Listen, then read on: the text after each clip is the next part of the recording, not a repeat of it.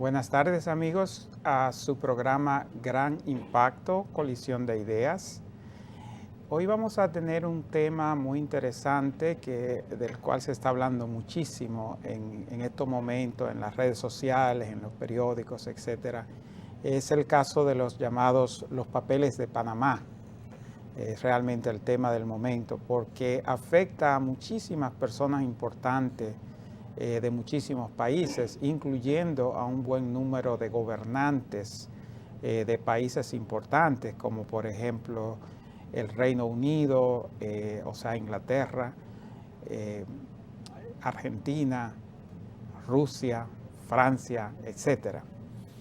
Es un tema del cual le podríamos dedicar varios programas consecutivos porque hay un grupo investigando una serie de documentos y según ellos concluyen sus investigaciones van dando a la luz pública los resultados y los documentos, pero eso va a ser un proceso largo, ¿no? Entonces van a seguir saliendo información sobre determinados personajes, ¿no? Y le vamos a seguir dando seguimiento, quizá el próximo programa o uno de los siguientes también lo vamos a dedicar a esto.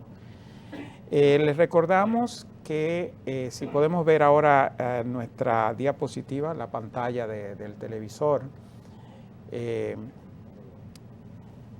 acá en pantalla vamos a ver el título, ¿no? Los papeles de Panamá. Mi nombre es Virgilio Rodríguez y mi coproductor es Manuel Núñez, un hombre de letras reconocido acá en el país. Entre los dos vamos a hablar de los papeles de Panamá y temas relacionados, ¿no? Como hemos dicho siempre, acá en la pantalla van a ver, como han visto en ocasiones anteriores, nuestra dirección de Twitter. Los alentamos a que nos sigan en Twitter porque nosotros podemos dar información en Twitter que no cabe en un programa de una hora, ¿no? Y en una forma mucho más cercana al momento en que llega la información. Somos miembros de la sociedad Muro, es una sociedad que ha sido formada recientemente, cuyo objetivo es lograr que el país construya una barrera fronteriza, como popularmente se le llama un muro fronterizo, pero realmente no tiene que ser un muro. La palabra barrera incluye un muro, pero también en algunos casos las barreras fronterizas incluyen canales, por ejemplo, son acuáticas. En algunos casos envuelven alambradas. Hay barreras fronterizas en algunos países que incluso tienen campos minados. Incluso en América del Sur no hace mucho salió un caso donde en Chile un individuo que trató de entrar a Chile sin el debido autorización por una zona que no debía, pues fue seriamente herido y creo que murió por una mina. Es decir, hay países que se toman muy en serio la protección de sus fronteras. En Europa también hay en el área que separa a Turquía y Grecia, hay zonas minadas, hay minas, porque ellos toman su seguridad muy en serio. Usted no puede entrar al país que usted le dé su gana, cuando le dé su gana, a la hora que le dé su gana, sin consecuencias. Las consecuencias pueden ser muy serias en algunos casos. Entonces, como hemos dicho antes, la construcción de la barrera fronteriza no es solamente un asunto de tráfico de personas, controlar la inmigración ilegal. Claramente que ese es uno de los objetivos, porque si las personas se ven obligadas a pasar por los puntos designados, los puntos oficiales, entonces los individuos encargados de controlar, pues pueden decidir si lo dejan entrar o no. Por lo menos tienen esa oportunidad. Algunos dirían, bueno, si los que hacen esa verificación son corruptos o sinvergüenza, van a dejar pasar como quiera a los otros. Y es la pura verdad. Pero por lo menos existe la posibilidad de que si hay gente seria ahí, si se le paga bien, si se usan dispositivos modernos, cámaras y ese tipo de cosas, de que se pueda controlar. Actualmente no existe esa posibilidad. Con seriedad o sin seriedad no existe, porque si ellos devuelven a una persona en los puestos oficiales, esa persona sencillamente dice, bueno, está bien, no me dejan pasar, pues me voy por un potrero o me voy por un arroyo, me voy por un puesto no oficial, y entra como quiera. Incluso lo pueden deportar de República Dominicana y ese mismo día dar la vuelta y meterse por un potrero y volver a entrar.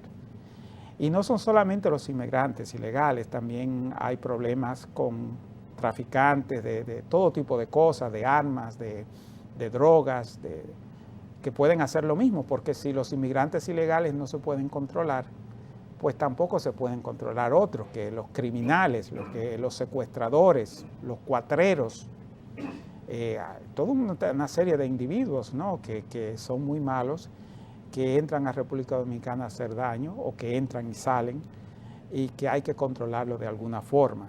Y como hemos dicho en otras ocasiones, hay un gran problema también que es sanitario. Si llega una enfermedad grave a un lado de la frontera, incluso puede ser que llegue primero a República Dominicana, pues los haitianos querrían entonces cerrar la frontera por un tiempo hasta que se controle, si llegase el ébola, por ejemplo. Y lo mismo a la inversa. Ahora mismo la situación de salud pública es mucho peor en Haití que en República Dominicana y por eso es más propenso a que lleguen enfermedades graves a Haití que a República Dominicana. Pero a cualquiera de los dos que llegue, el otro país, con una barrera fronteriza, tendría la opción de proteger a su población, proteger a sus niños para que no se enfermen. De eso es que se trata.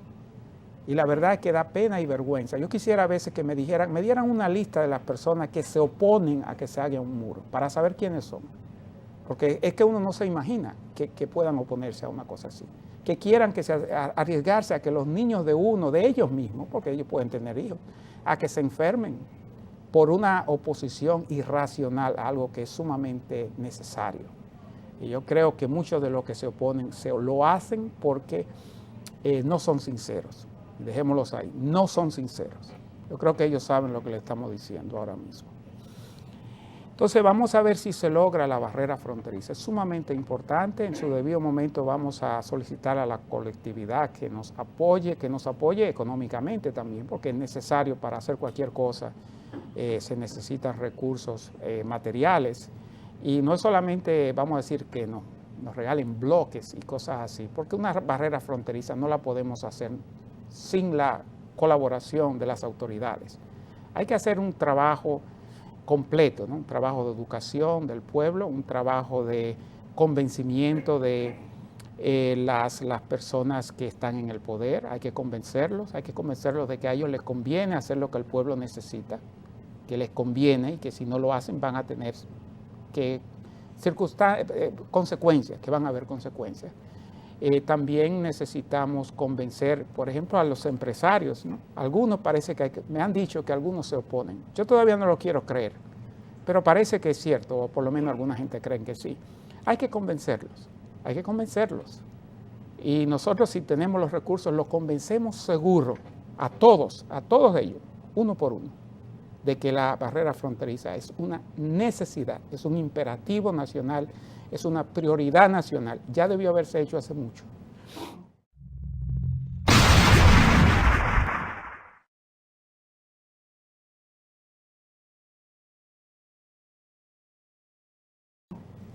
Vamos a continuar recordándoles que el programa tiene su dirección de correo, impactogrande@gmail.com.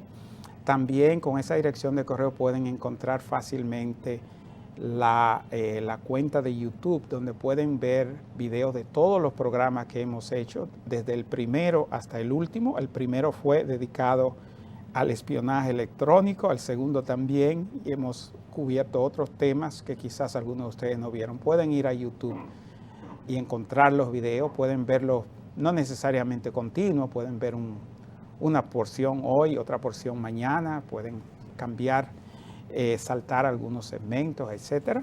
Es muy conveniente, ¿no?, ver los programas ya grabados y pues los alentamos a que lo hagan. La Sociedad Muro tiene su dominio, pronto habrá una página de internet y ahí pues el dominio es muy fácil de recordar porque es muro.do. Esperamos que esté activo pronto. Sin más, vamos a pasar al tema de hoy. Como le dijimos, vamos a hablar principalmente de los famosos papeles de Panamá.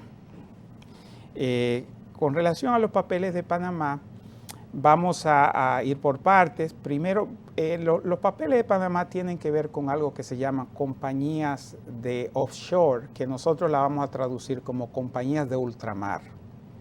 De eso se trata, por ahí es que anda la cosa. No todo el mundo sabe lo que es una compañía de ultramar y lo vamos a explicar. No es muy complicado entenderlo. Entonces vamos a pasar a decir exactamente en qué consisten los papeles de Panamá, para que sepamos de qué es que se está hablando. Y entonces después vamos a mencionar casos interesantes, los casos que envuelven a figuras importantes, como por ejemplo el primer ministro de Islandia, que creemos que ahora mismo no es el primer ministro, en algún momento pareció que había renunciado, después dijo que no era una renuncia, sino que era una licencia, como que él podía volver. Pero la verdad es que hoy en día no es el primer ministro. Puede ser que vuelva a hacerlo, pero no lo es. El primer ministro británico está teniendo dificultades, ya ha admitido que se ha beneficiado de algunas cosas que quizás no debió haberse beneficiado a través de su padre. Vamos a mencionar, nuestro coproductor Manuel Núñez va a hablarnos más tarde sobre el caso de Vargas Llosa, cuyo nombre ha figurado en estos papeles, y nosotros conocemos a Vargas Llosa, el escritor, por muchas razones. Como algunos recordarán, hace poco hubo una controversia cuando se decidió que se le iba a dar un premio a ese señor, un premio de acá del país. Y quizás Manuel nos pueda recordar también un poquito sobre eso, sobre esa controversia, de qué se trataba, ¿no? Porque eso fue hace varias semanas. E incluso un músico puertorriqueño muy popular y muy talentoso, Daddy Yankee, un reggaetonero de los mejores que hay, ha figurado en esto de los papeles. Por supuesto, algunas de esas personas han negado que han hecho nada malo, y hay que tomar en cuenta que hasta que un tribunal no los encuentre culpable de algo, hay que pensar que son inocentes, ¿no? Quizás lo sean, quizás algunos están metidos en esto por, vamos a decir, por malos consejos que le dieron, quizás no entendían bien de lo que se trataba. Hay que esperar a ver que llegar al fondo, ¿no?, de estos asuntos, pero mientras tanto ya hay un buen número de personas cuyos nombres han sido identificados en los documentos relacionados a este caso. Entonces, vamos ahora a hablar sobre esto de las compañías de ultramar. Las compañías de ultramar o offshore companies, ¿no? O compañía offshore, eso en inglés. Nosotros vamos a decirle compañía de ultramar. Cuando hablamos de una compañía de ultramar, se trata de una compañía que es creada en un país diferente a aquel donde va a operar mayormente y diferente a aquel de sus propietarios, ¿no?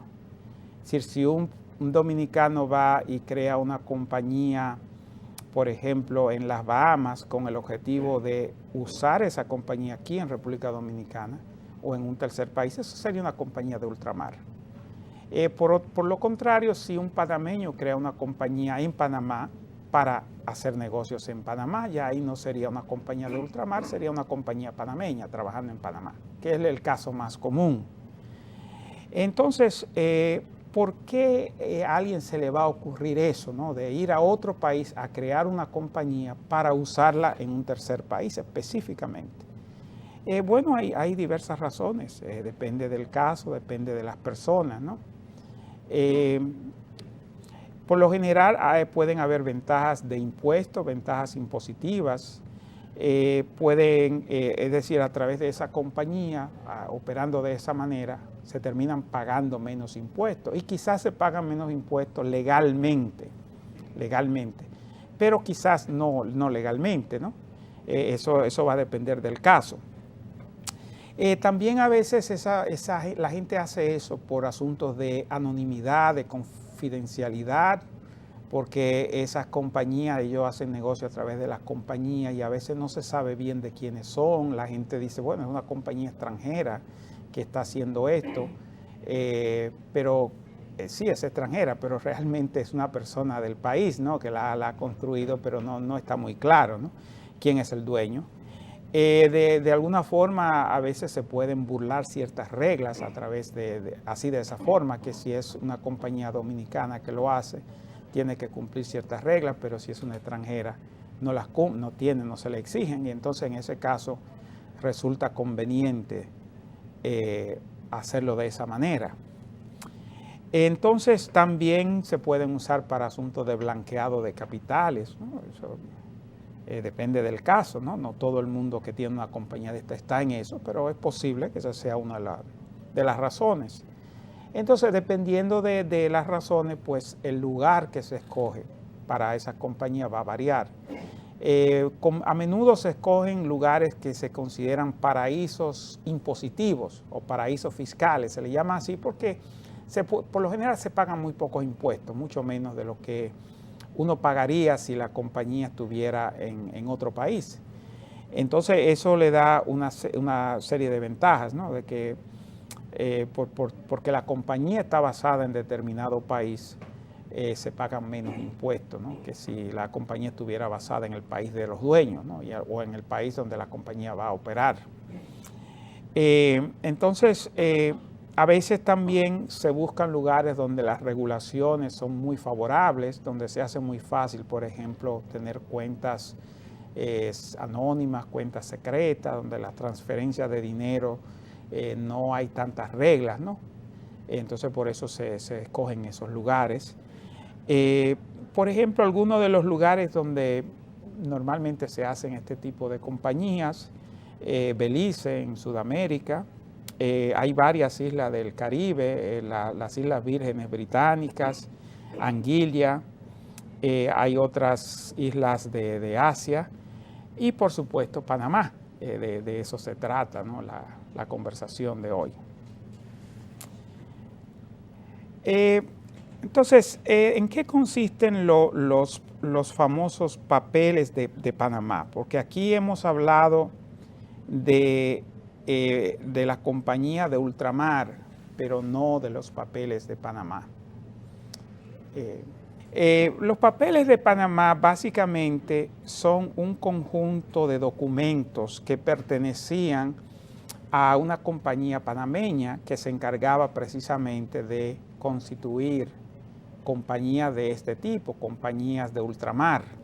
Esa firma panameña que se especializaba en este tipo de compañías, de ultramar, de compañía offshore, se llama Mossack Fonseca y es de las 5 mayores del mundo en este tipo en esta especialidad, ¿no? Especialidad en asuntos de compañías de ultramar.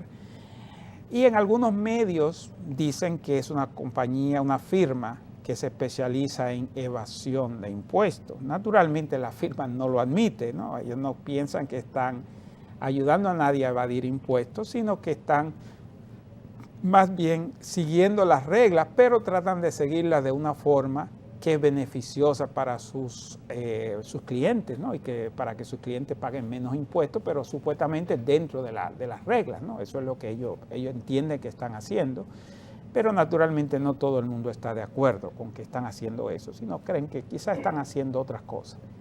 Eso va a depender, ¿no? de los resultados de las investigaciones y cuando lleguen estos casos a los tribunales, de lo que los tribunales digan. Entonces, la cantidad de documentos que fueron filtrados de esta firma, por supuesto la firma no los entregó voluntariamente. Aquí hubo un caso parecido al de los llamados Wikileaks, donde una gran cantidad de documentos de Estados Unidos, del gobierno de Estados Unidos, fueron filtrados a la luz pública. Y hay un portal que se llama Wikileaks donde se pueden encontrar esos documentos.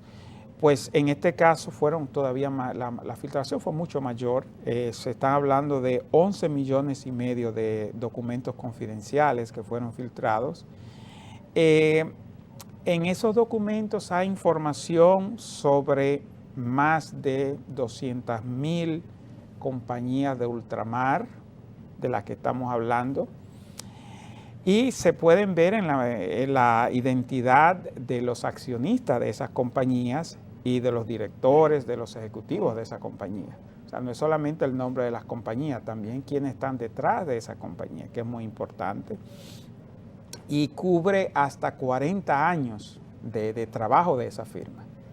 O sea, se puede uno remontar a 4 décadas atrás, ¿no? Y darle entonces seguimiento, cómo han evolucionado todas esas firmas. Muchas de esas firmas pues ya no existen, quizás desaparecieron, quizás se crearon con un propósito específico por varios meses y ya no existen. Pero todos esos documentos se le pueden dar seguimiento y se le está dando seguimiento.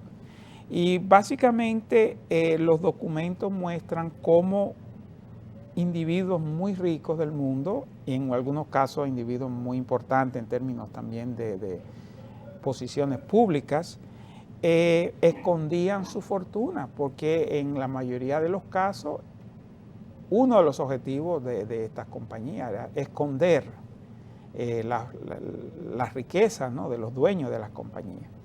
Esconderla por diversos propósitos, pero esconderla al fin.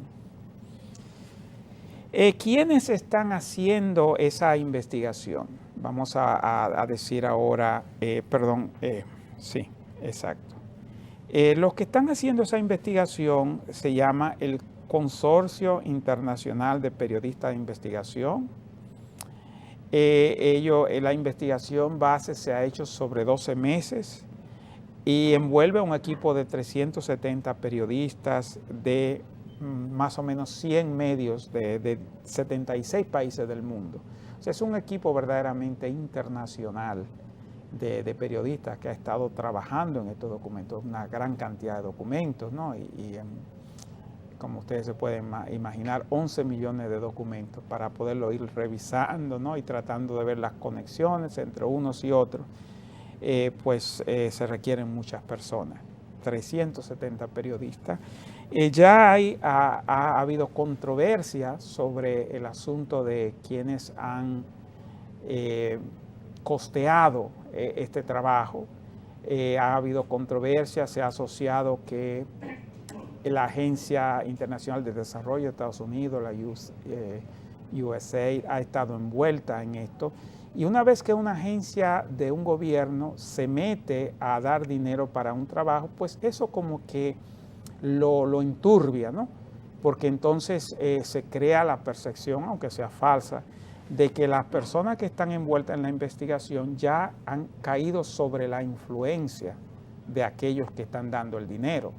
Ese es un problema también que tenemos en nuestro país con algunas agencias, algunas ONGs, que están siendo costeadas por extranjeros y en algunos casos por gobiernos extranjeros.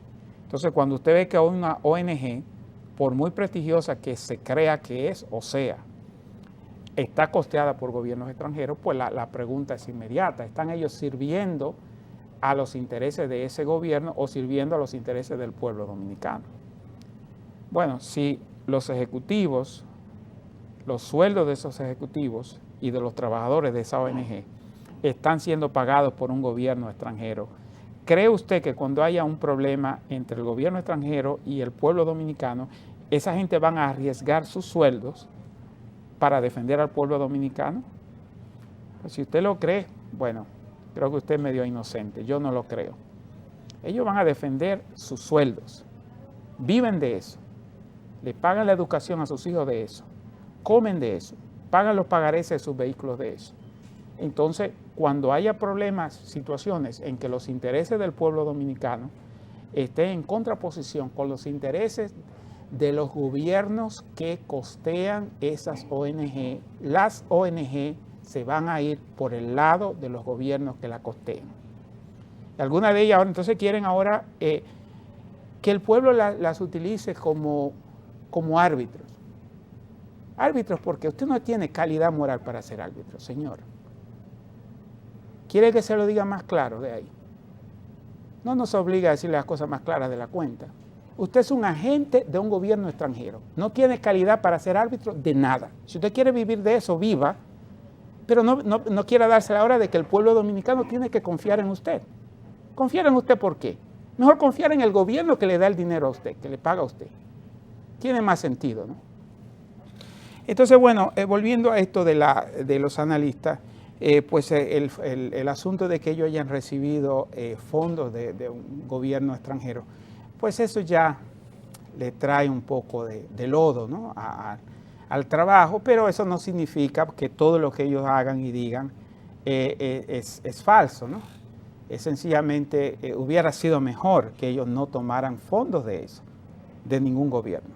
Porque en estos momentos hay métodos para solicitar donativos al pueblo, a través de los microdonativos, hay sistemas para eso, ¿no? Pedirle a la gente que dé donaciones pequeñas de $10, de $50, de $5, y los políticos la usan. Igual lo pueden hacer ellos. ¿Por qué se ponen a tomar dinero de un gobierno extranjero? Eso sencillamente pues le quita credibilidad a su trabajo. Pero de todas formas el trabajo que han hecho es un trabajo que hay que considerarlo, ¿no? Hay cosas serias que ellos han hecho y hay que darle seguimiento. Entonces vamos a seguir vamos a hablar ahora de los principales países que están involucrados en esto. Realmente la lista es muy larga. Y hay que aclarar que no se sabe todo lo que se va a saber al final, porque les recuerden que estamos hablando de 11 millones de documentos. Pero ya con lo que se sabe, pues se sabe que hay los países y los individuos involucrados, incluyen los siguientes. Líderes gubernamentales de 5 países están involucrados. De Argentina, ya mencionamos el caso de Islandia, un pequeño país de Europa, muy frío, es pequeño, no es tan pequeño, pero tiene muy pocas personas, 300.000, 400.000 habitantes, pero ellos están envueltos y ya el primer ministro cayó, por lo menos temporariamente. El reino de la Arabia Saudita, los líderes están involucrados. La Ucrania, el país de la Ucrania, cerca de Rusia, vecino de Rusia. Y los Emiratos Árabes Unidos, al día de hoy los líderes de esos países están involucrados. No se ha determinado por un tribunal que ellos hayan hecho nada malo, hay que tener eso en cuenta, pero están involucrados. También hay altos funcionarios, familiares cercanos y asociados cercanos de varios líderes gubernamentales de 40 países. Es decir, en este caso, los líderes no están involucrados directamente, como los países que mencionamos, pero asociados muy cercanos, familiares muy cercanos a ellos, están involucrados. Que se descubra después que no han hecho nada malo es otra cosa, pero mientras tanto están involucrados. Familiares o asociados cercanos importantes de los líderes de China, de Francia, de Rusia, de India, de África del Sur y del Reino Unido. Y también del lado de Iberoamérica, funcionarios familiares cercanos a los líderes de Brasil. Recuerden que hemos hablado ya mucho de Brasil por el problema de Odebrecht, el problema de Petrobras, ahora Brasil otra vez, México, Venezuela, Perú y España. Son líderes importantes. Los líderes no están envueltos ellos directamente, pero personas muy cercanas a ellos, familiares cercanos, funcionarios, asociados. Y en la investigación ya se ha dicho que el Reino Unido, o sea, el país que incluye a Inglaterra, Escocia y Gales, Irlanda del Norte, ha sido identificado, singularizado, como que está en el corazón de una red de evasión de impuestos de individuos sumamente ricos. Vamos ya que estamos hablando de países, a aclarar qué pasa con República Dominicana. Bueno, ya se sabe al día de hoy que hay en esos documentos que fueron filtrados 486 compañías de República Dominicana que envuelven 57 clientes de esa firma. Recuerden que todo esto es de una sola firma, porque no todo el mundo usaba esa firma. Hay otra gente que nunca usó esa firma y por eso no se mencionan aquí. Pero es una firma importante. 57 clientes, 67 beneficiarios y 192 accionistas en total. En principio, ninguno ha hecho nada malo hasta que un tribunal lo determine así, pero como esta firma tenía, por lo menos algunos lo veían como una firma especializada en evasión de impuestos, pues existe la posibilidad de que se hayan hecho cosas indebidas por estas firmas que hemos mencionado, pero todavía no se han dado a conocer nombres, ni nombres de firmas ni nombres de individuos. Hay que considerar cada caso individual. Es perfectamente posible que alguna de esas personas tengan esa firma y la hayan usado en una forma totalmente responsable y legal. O sea, no se puede llegar a la conclusión de que el que esté envuelto en una de esas compañías de ultramar automáticamente está envuelto en actividades turbias, no necesariamente. Pero hay una posibilidad, sí, claro, porque por la naturaleza de este tipo de firmas existe esa posibilidad.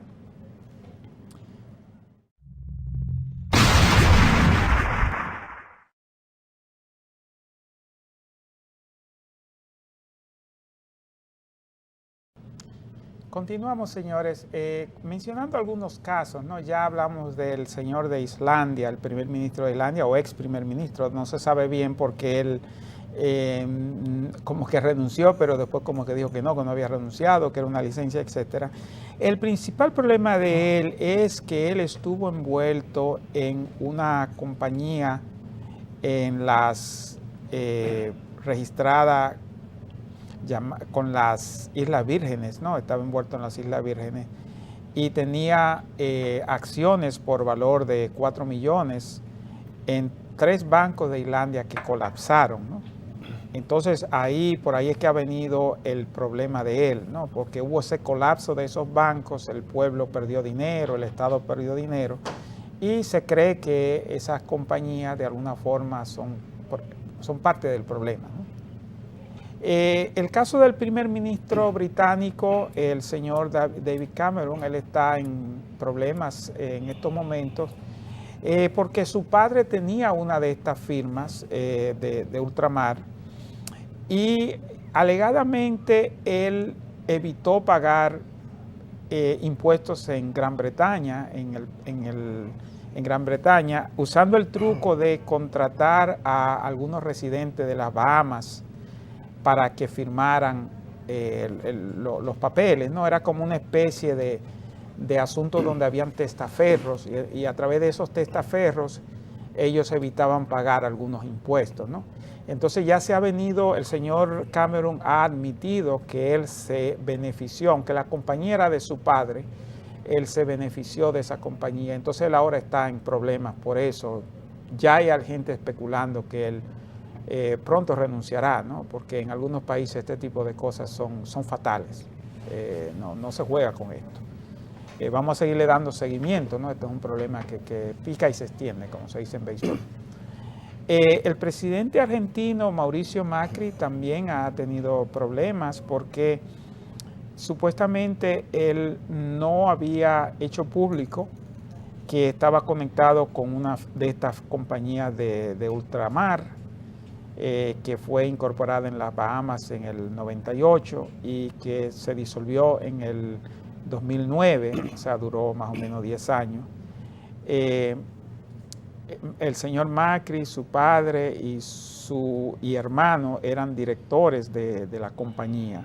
Entonces esa compañía al parecer estaba metida en algunas cosas que pueden ser problemáticas para el señor Macri. Una persona que asumió la presidencia como la mayoría de los que asumen la presidencia, criticando la corrupción, ¿no? y demás. El presidente de Ucrania también está envuelto en un problema porque él creó una compañía de ultramar secreta en las Islas Vírgenes Británicas en el 2004, cuando había una serie de problemas en su país, donde él más o menos estaba como perdiendo la guerra, ¿no? Tiene un problema ahí de insurgentes, problemas con rusos que son ucranianos pero de origen ruso, y una serie de problemas. Entonces él creó esta compañía en ese contexto, ¿no? Entonces se cree que quizás era una forma de sacar capitales del país, porque quizás él pensaba que iba a perder la guerra y se iba a ir o algo por el estilo. Todo esto está bajo investigación. Entonces el caso de Lionel Messi, para los que no saben de fútbol, el que sabe de fútbol no necesita que le expliquen quién es Messi. Yo diría que la inmensa mayoría de los que saben de fútbol saben que Messi es el mejor jugador del mundo, La mayoría de la gente lo ve así. Él juega para el Barcelona, que posiblemente es el mejor club del mundo en estos momentos.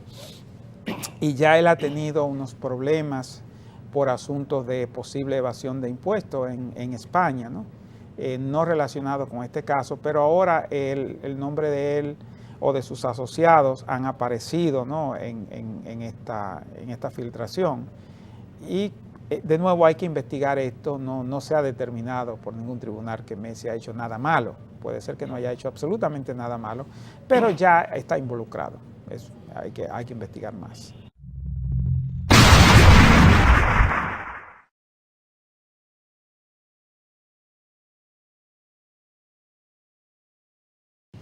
Entonces, con esto vamos a introducir a nuestro productor asociado, Manuel Núñez, quien pues nos va a dar una perspectiva de su parte y quizás nos va a hablar de algunos otros casos, ¿no? Como hemos mencionado varios casos, quizás él mencionará algunos otros. Manuel, por favor, continúa. Sí, yo creo que en todo esto no hay que verlo como una situación de personas que puedan ser inocentes.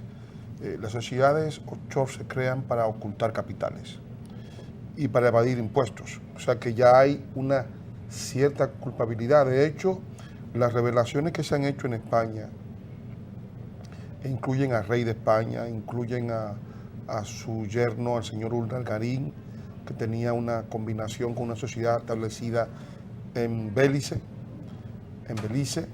incluyen al ex presidente de la Generalitat de Cataluña, a Jordi Pujols. Es decir, ha habido una caja de Pandoras que ha estallado con todo esto, y en general las revelaciones, que ya se puede decir que no hay nada seguro con esto de las computadoras, porque cuando las computadoras están interconectadas, y tú que sabes de seguridad, sabes que no hay ninguna posibilidad de que la información sea estrictamente confidencial. Desde el momento en que una computadora se conecta a una red, existe la posibilidad de que ocurra lo que ocurrió con toda esta documentación que estaba digitalizada, porque no es el documento físico, sino el documento digital, y que representaba 11 millones, .5 de documentos, 2.600 gigas, y toda esa información fue filtrada a un periódico alemán, Süddeutsche Zeitung, que fue el que ha sido la matriz a partir del cual se ha transitado en todo el mundo periodístico internacional, lo que muestra que, en primer lugar, la filtración ha sido con la intención de revelar la naturaleza de las operaciones que hacía el bufete Mossack Fonseca, que era uno de los más famosos de Panamá en la creación de compañías de carpeta, de compañías offshore, de compañías que no estaban obligadas a declarar en los países en donde estaban operando, porque se domiciliaban en Panamá, pero operaban en otros países, y los beneficiarios no vivían en Panamá. Sí, era de gente que usaba esa compañía como una forma de ocultar capitales, de evadir impuestos, de lavar capitales, y hay, por lo que acabas de presentar, hay 4 tipos de público en esas compañías. Están los dirigentes políticos de Argentina, de Arabia Saudita, de los países, de los Emiratos Árabes, de Islandia, que ahora los irlandeses quisieron ridiculizar a su primer ministro con unos racimos de banano, diciendo que yo era una república bananera, por lo que veía que este señor, al tener capitales, Macri tiene una compañía, no la declaró, y en su juramento no la declaró, como hay muchos que tienen compañías en Panamá, incluso en República Dominicana, que tampoco la han declarado en su posesión de bienes. Y muchas veces los bienes que tienen esas compañías son mayores que los bienes que tienen en el país. O sea que es una forma también de evasión de capitales. O sea que hay una gran cantidad de dirigentes políticos de más de 70 países que están implicados en operaciones de ocultamiento de fortuna. Yo pienso que nadie puede poner sus barbas, todo el mundo debe poner su barba de remojo porque nadie está seguro con lo que pueda aparecer. Los documentos están siendo depurados, hay un escrutinio de los documentos y cada país tendrá su cuota de documentación. Yo creo que en el caso dominicano habían 400 y tantas compañías creadas de carpeta, cuyos dueños no viven en Panamá, desde luego, la han creado allí como una forma de evadir capitales, de ocultar capitales, de tener allí un dinero fuera del control del fisco dominicano, de ocultar sus fortunas, igualmente de la opacidad, porque en Panamá había esa opacidad. Luego están las compañías creadas por los grupos económicos, que también tienen compañías de carpeta para sacar a veces sus ganancias del país y para esconder o para tener fórmulas para poder adquirir bienes sin pasar por los controles del país de origen. Igualmente están las figuras internacionales, deportistas, mencionaste a Lionel Messi, pero también están los músicos como Daddy Yankee, que tiene compañías de carpeta que ocultan allí en Panamá. Está Vargas Llosa, que se ha revelado que estuvo en una de esas compañías de carpeta, una forma también de evadir impuestos, de no pagar impuestos, de depositar allí su dinero sin control financiero de los impuestos del país en donde debe tributar, que es en España en este caso, o en el Perú.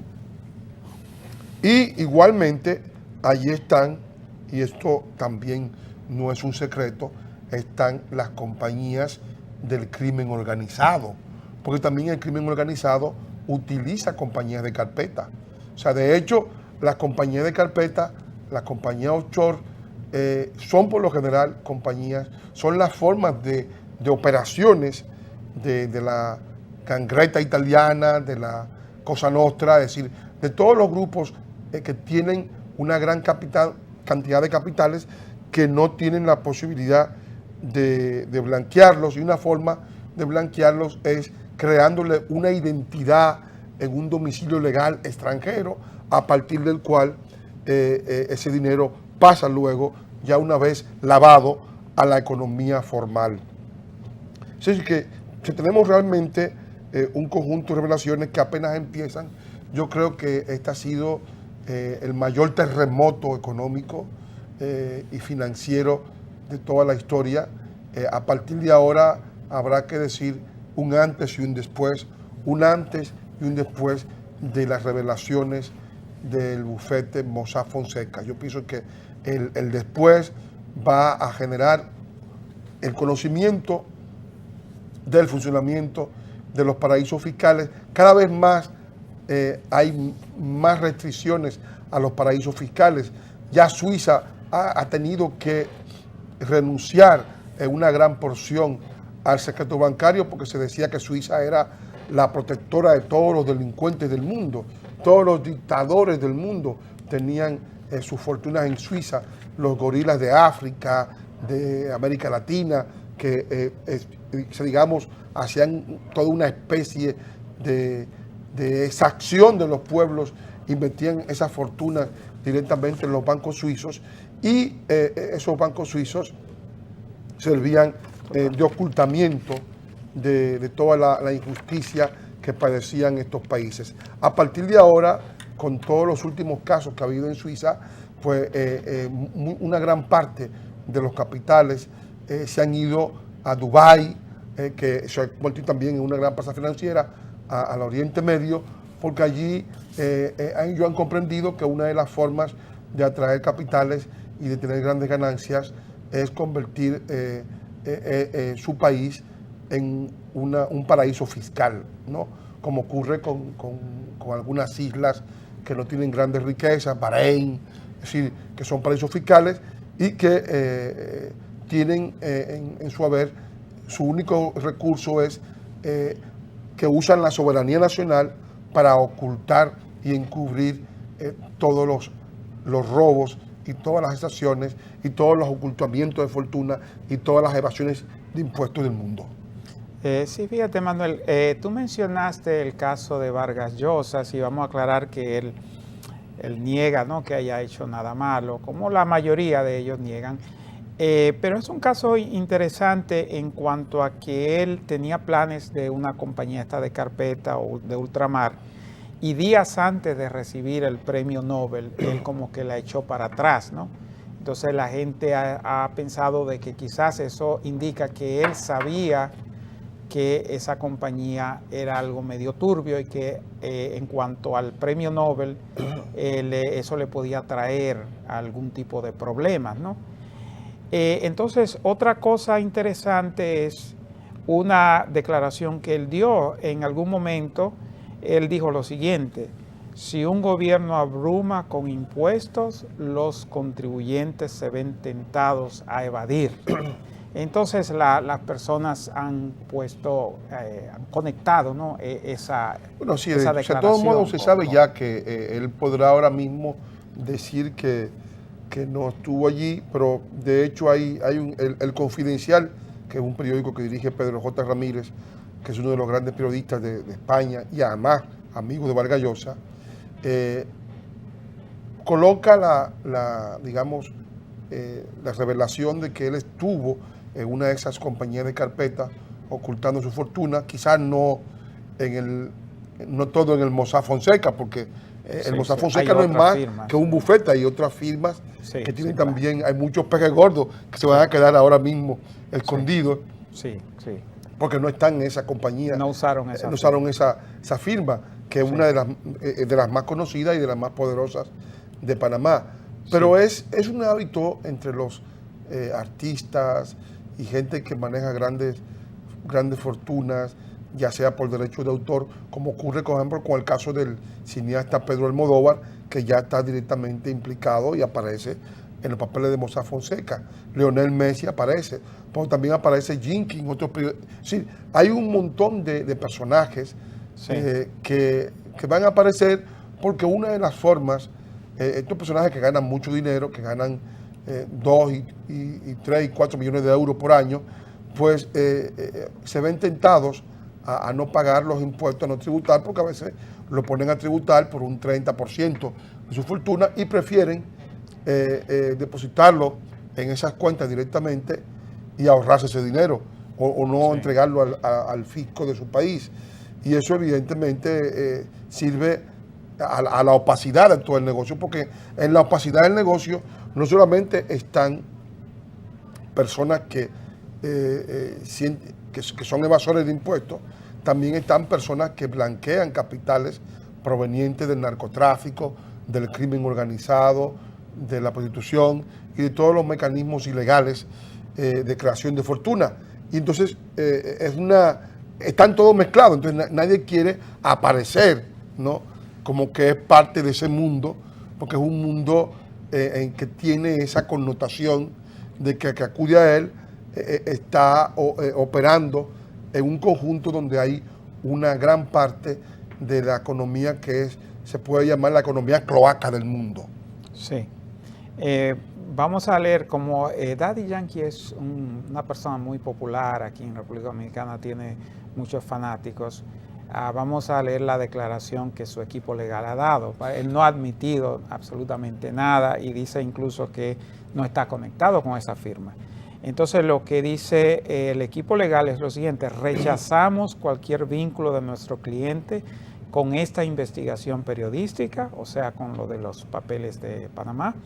Es falso que tengamos alguna relación con el bufete Mossack Fonseca, ni directa ni indirectamente. Todas las contrataciones de bufetes de abogados que el artista y sus empresas han realizado por los pasados 10 años se han hecho exclusivamente a través de nuestro bufete Prado, Núñez y Asociados.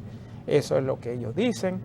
Y bueno, habrá que esperar cómo los acontecimientos se van desenvolviendo, a ver quién tiene la razón o quién está mintiendo, ¿no? porque... En cualquier caso, los papeles van a decir, porque evidentemente Sí. cuando se habla de 11 millones de documentos, Sí. La gente está siempre tentada a no aparecer, a que su parte no aparezca. Digamos que esto incluye unos 30 años hasta el 2015, o sea que evidentemente todo el que esté ahí, incluso reciente, va a aparecer, porque en algún momento se van a expurgar, se van a examinar a fondo, con toda menudencia, los detalles de cada documento, porque cada documento tiene un valor histórico, y incluso por países, ¿no? Porque la documentación abarca el mundo entero, y el escándalo es planetario. Es planetario, o sea que evidentemente estamos ante una situación que es muy superior a los Wikileaks, porque los Wikileaks eran documentos de embajadas, es decir, eran las apreciaciones no siempre justas de los diplomáticos estadounidenses sobre los políticos de cada país y sobre la posición de los Estados Unidos en cada uno de los casos. En este caso son documentos legales, son actas de compañía, son cantidades de dinero, fortunas que han ido pues transmigrando de un punto a otro, formas de llevar un dinero a otro, de un país a otro, y todo eso va a revelarnos primero la porción, es decir, los porcentajes de la fortuna de muchos personajes que se han ocultado en Panamá y al mismo tiempo las operaciones que han hecho. Sí, con esto que tú dices, Manuel, es importante recalcar que ya las personas que administran el portal Wikileaks han estado hablando por Twitter de que les interesa de alguna forma poner todos los documentos, los 11 millones de documentos, que estén disponibles al público, no solamente a los investigadores, sino al público, y que se puedan buscar en esos documentos usando un buscador como el Google, ¿no? Algo así, que usted, por ejemplo, pueda poner República Dominicana y el buscador le dé una lista de documentos donde se menciona República Dominicana, o incluso poner determinado político, determinado empresario, y el buscador le tira a usted todos los documentos donde ese empresario o ese político se menciona. Y esto creo que lo van a hacer pronto, y una vez que lo hagan, bueno, la verdad es que las revelaciones quizás van a ser mucho mayores, porque entonces todos vamos a ser investigadores. Entonces, señores, se nos ha terminado el tiempo. Ya con esto pensamos que le hemos abierto el apetito sobre este tema pero muy interesante, que va para largo y que quizá tengamos que tratar en otros programas por su importancia. Esperamos que le haya sido útil esta introducción al problema. Y pues esperamos también, le damos las gracias por su atención y ojalá tenerle el privilegio de su atención en nuestro próximo programa. Muchísimas gracias.